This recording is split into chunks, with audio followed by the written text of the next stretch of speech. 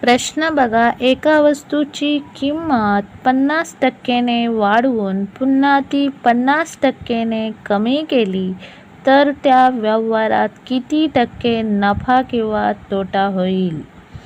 जेव्हा मित्रांनो परीक्षेत अशा प्रकारचे उदाहरण विचारले जाते तेव्हा ते ट्रिकनुसार कसे सोडवायचे ते बघा.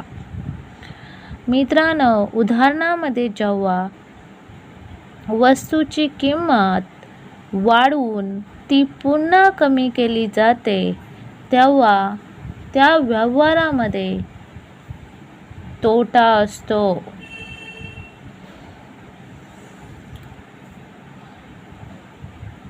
मग ट्रिकनुसार उदाहरण कसे सोडवायचे बघा. इथे 50% रक्कम वाढली आणि इथे 50% रक्कम कमी केली,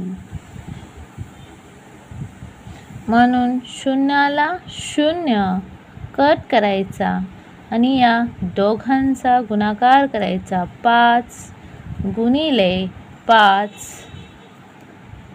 5 25% त्या व्यवहारात तोटा झाला तर त्या व्यवहारात 25% तोटा होईल.